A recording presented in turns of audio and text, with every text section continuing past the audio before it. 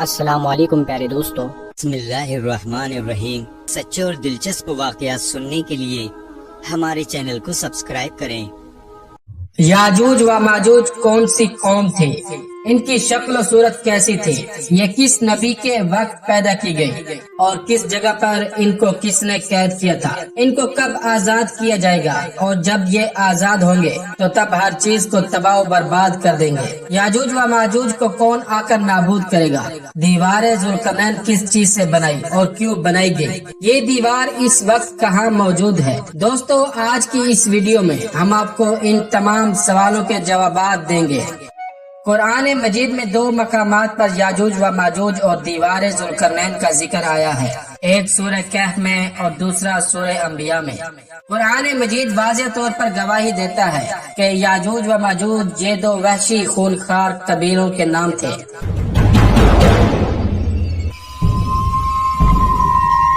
یہ لوگ اپنے ارد گرد رہنے والوں پر بہت زیادتیاں اور ظلم کرتے تھے۔ یہ جنگجو، غارت گر اور ڈاکو قسم کے لوگ تھے۔ یاجوج و ماجوج بنی نوع انسان کی دو قوموں یا قبیلوں کا نام ہے۔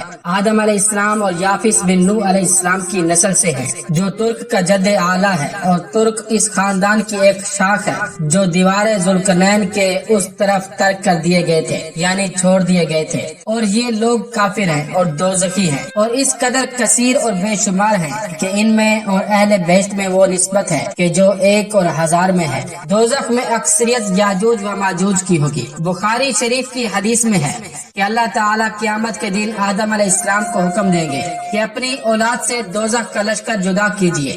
عرض کریں گے کہ کس قدر؟ ارشاد ہوگا ہر 1000 سے 1 کم 1000۔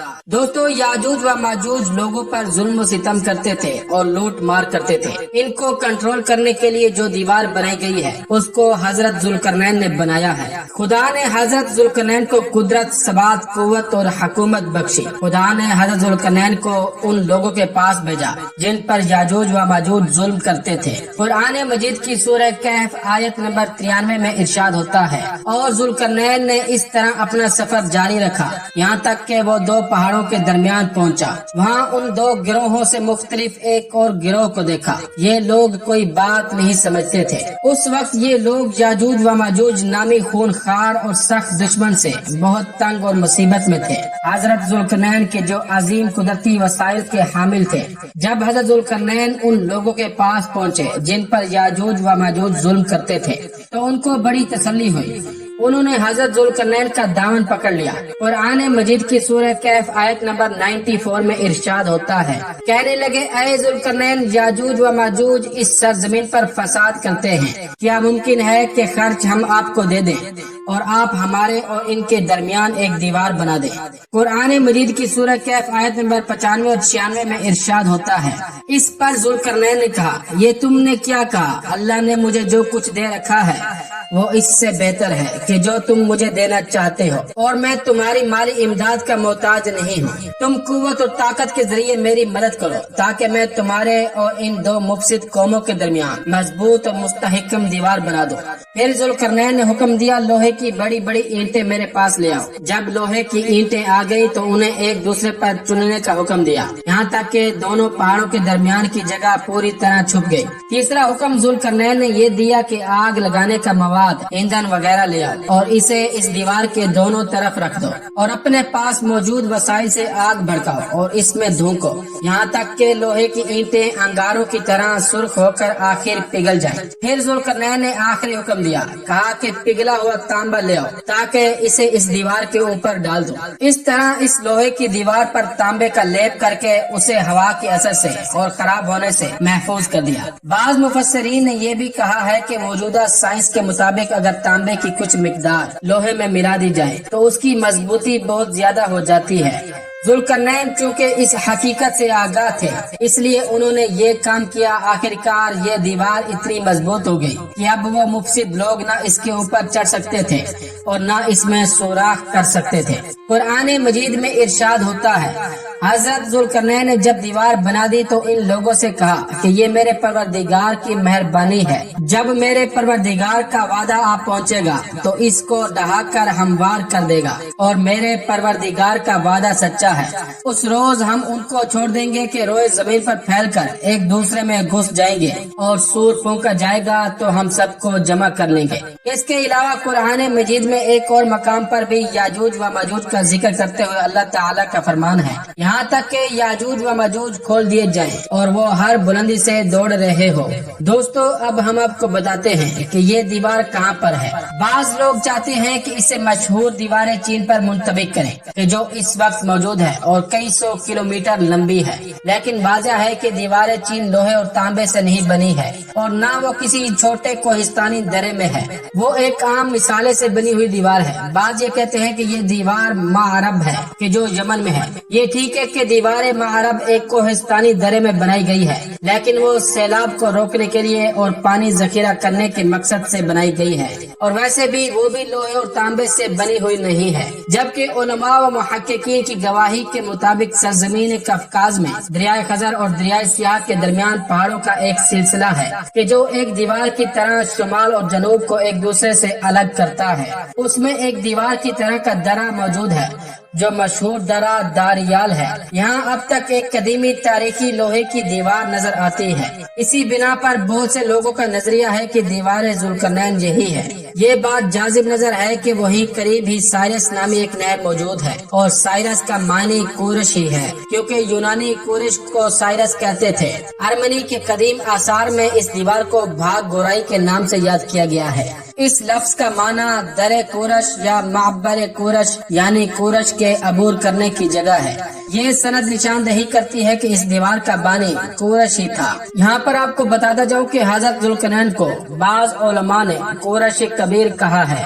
दोस्तों, याजूज माजूज के मुतालिक हदीस मुबारक में इरशाद होता है, हजरत ज़ैनब बिन्त हजश रज़ी अल्लाह अन्हा फरमाते हैं, एक रोज रसूल खुदा सल्लल्लाहु अलैहि वसल्लम मेरे पास घबराहट के आलम में तशरीफ फरमा हुए। आप फरमा रहे थे, अल्लाह के सिवा कोई माबूद नहीं। अरब की खराबी है उस करीब आने वाले शर से कि याजूज और माजूज ने आज दीवार में इतना शुगाफ कर दिया है, फिर अंगूठे शहादत और अंगूठे से हल्का करके बनाया। हजरत ज़ैनब बिन्त हजश फरमाती हैं कि मैं अर्ज गुजार हुई, या रसूल खुदा, क्या हम हलाक हो जाएंगे? हालांकि हम में तो नेक लोग भी हैं। फरमाया, हाँ, ऐसा वक्त होगा जब खबासत बढ़ जाएगी। हजरत अबू हुरैरा रज़ी अल्लाह अन्हु बयान करते हैं कि रसूल खुदा सल्लल्लाहु अलैहि वसल्लम ने फरमाया, आज याजूज व माजूज की दीवार इतनी खुल गई है, वहाब ने अपनी उंगली से 90 का अदद बनाकर दिखाया। हजरत मोहम्मद सल्लल्लाहु अलैहि वसल्लम फरमाते हैं कि अगर इन्हें खुला छोड़ दिया जाए तो वो लोगों पर उनके माश में फसाद फैलाएंगे। अल्लाह ताला ने बनी आदम को 10 हिस्सों में तकसीम किया। 9 हिस्से याजूज व माजूज बनाए और बाकी एक हिस्से में बाकी के आम इंसान। बाज रिवायात में ये भी आया है कि याजूज माजूज रोजाना दीवार में सुराख करते हैं, लेकिन जब सुबह उठते हैं और देखते हैं वो सुराख पूरे बंद हो जाते हैं। लेकिन जब वो एक दिन इंशाल्लाह पढ़ेंगे तब वो दीवार को तोड़ डालेंगे और दीवार जुल्करनैन का रेजा रेजा हो जाना क़यामत की निशानियों में से है। कुरान मजीद में ये कहीं नहीं लिखा है कि याजूज व माजूज के खरूज का वाकया दीवार टूटने के साथ ही पेश आ जाएगा, बल्कि दीवार टूटने का वादा सिर्फ सूरह कहफ वाली आयत में कहा गया है। अलबत्ता बहुत सारी रिवायात में दीवार के रेजा रेजा हो जाने के वाक़े को अलामात क़यामत में शुमार किया गया है। दोस्तों, अब हम आपको बताते हैं कि याजूज व माजूज कब निकलेंगे और क्या करेंगे और उनको कौन आकर नाबूद करेगा। जब दज्जाल खरूज करेगा तो दज्जाल के उसी मामूल के दौरान अल्लाह ताला मसीह इब्ने मरियम को भेजेगा। वो दमिश्क के मशरिक में सफेद मीनार के पास 2 जर्द रंग के हल्ले पहने हुए 2 फरिश्तों के कंधों पर हाथ रखे हुए नाजिल होंगे। जब हजरत ईसा अलैहिस्सलाम अपना सर झुकाएंगे तो पसीने के कतरे गिरेंगे और जब सर उठाएंगे तो मोतियों की तरह कतरे गिरेंगे। जिस काफिर तक भी उनकी खुशबू पहुँचेगी उसका जिंदा रहना मुमकिन न होगा और उनकी खुशबू नजर तक पहुँचेगी। वो दज्जाल को तलाश करेंगे हत्ता के बाब लुद पर उसको मौजूद पाकर कत्ल कर देंगे। फिर हजरत मसीह इब्ने मरियम के पास एक ऐसी कौम आएगी जिसको अल्लाह ताला ने दज्जाल से महफूज रखा था। وہ ان کے چہروں پر دستے شفقت پھیریں گے اور انہیں جنت میں ان کے درجات کی خبر دیں گے۔ ابھی وہ اسی حال میں ہوں گے کہ اللہ تعالیٰ حضرت عیسیٰ علیہ السلام کی طرف وحی فرمائے گا، میں نے اپنے کچھ بندوں کو نکالا ہے جن سے لڑنے کی کسی میں طاقت نہیں ہے، تم میرے ان بندوں کو کوہ طور کی طرف اکٹھا کرو، اور اللہ تعالیٰ یاجوج اور ماجوج کو بھیجے گا اور وہ ہر بلندی سے بے سرعت پھسلتے ہوئے آئیں گے۔ ان کی پہلی جماعتیں بحیر طبرستان سے گزریں گی اور وہاں کا تمام پانی پی لیں گی۔ دوستو یہاں پر آپ کو بحیر طبرستان کے بارے میں بتاتا جاؤں۔ بحیر طبریہ جہاں سے اسرائیل اپنے لیے پانی حاصل کرتا ہے، جب یاجوج و ماجوج بحیر طبریہ کا سارا پانی پی جائیں گے، پھر جب دوسری جماعتیں وہاں سے گزریں گی تو وہ کہیں گے یہاں پر کسی وقت پانی تھا۔ اللہ کے نبی حضرت عیسیٰ علیہ السلام اور ان کے اصحاب محصور ہوں گے، حتیٰ کہ ان میں سے کسی ایک کے نزدیک بیل کی سری بھی تم میں سے کسی ایک کے 100 دینار سے افضل ہوگی۔ پھر اللہ کے نبی حضرت عیسیٰ علیہ السلام اور ان کے اصحاب دعا کریں گے، تب اللہ تعالیٰ یاجوج اور ماجوج کی گردنوں میں ایک کیڑا پیدا کر دے گا تو وہ صبح کو سب یک لخت مر جائیں گے۔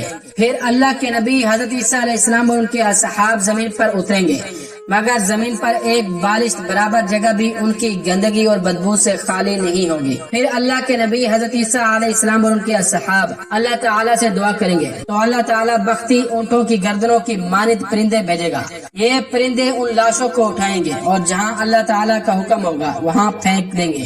پھر اللہ تعالیٰ ایک بارش برسائے گا جو زمین کو دھو دے گی، اور ہر گھر خواہ وہ مٹی کا مکان ہو یا کھال کا خیمہ، وہ آئینے کی طرح صاف ہو جائے گا۔ پھر زمین سے کہا جائے گا تم اپنے پھل اگاؤ اور اپنی برکتیں لوٹاؤ۔ اس دن ان کی ایک جماعت ایک انار کو سیر ہو کر کھا لے گی، وہ ایک دودھ دینے والی گائے لوگوں کے ایک قبیلے کے لیے کافی ہوگی، اور دودھ دینے والی بکری ایک گھر والوں کے لیے کافی ہوگی۔ اسی دوران اللہ تعالیٰ ایک پاکیزہ ہوا بھیجے گا جو لوگوں کی بغلوں کے نیچے لگے گی، اور وہ ہر مومن اور ہر مسلم کی روح قبض کر لے گی، اور برے لوگ باقی رہ جائیں گے جو گدھوں کی طرح کھلے عام جمع کریں گے، اور انہیں پر قیامت قائم ہوگی۔ تو یہ تھا آج کا واقعہ۔ دوستو اگر واقعہ پسند آیا ہو تو اس ویڈیو کو لائک کریں، کمنٹ کریں اور شیئر کریں، اور اسی طرح کے سچے اور دلچسپ واقعات سننے کے لیے ہمارے چینل کو سبسکرائب کریں۔ السلام علیکم ورحمۃ اللہ وبرکاتہ۔